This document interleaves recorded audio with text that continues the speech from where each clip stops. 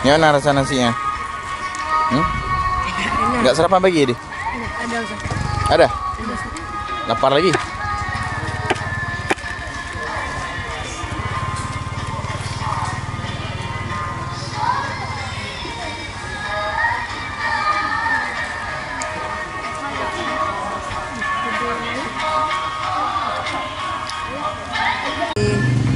Gimana udah berapa bulan ini?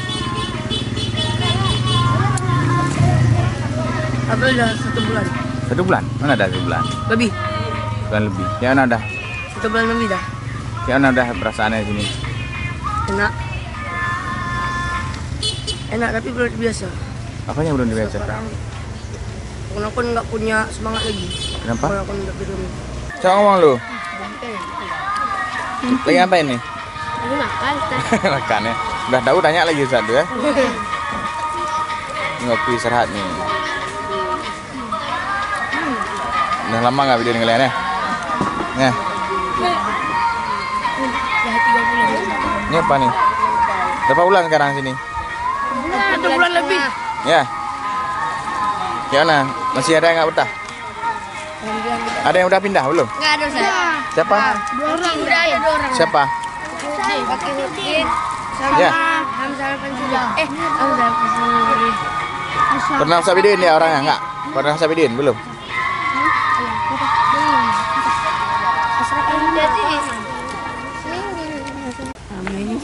Apa tuh?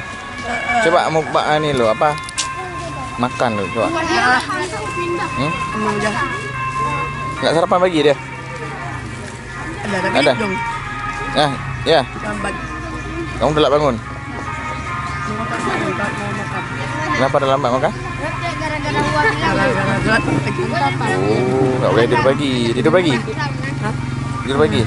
Jajaran bukan produk di luar. Apa namanya?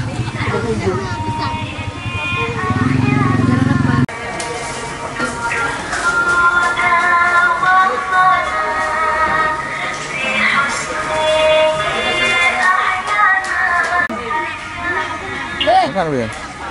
Salah makan galau. Kamu siapa namanya? Jibril. Jibril. Namanya Jibril? Jibril. Gibril. Orang mana Gibril? Orang Padang. Orang Padang. Sekarang tinggal di mana? Di Ulekering. Lekaring.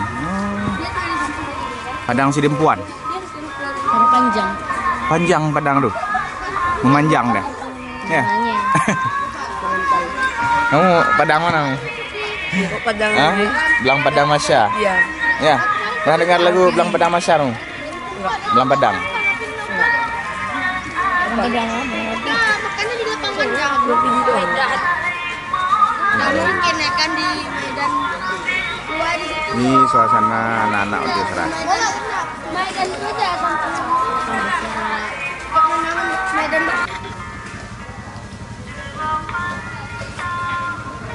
Kita orang yang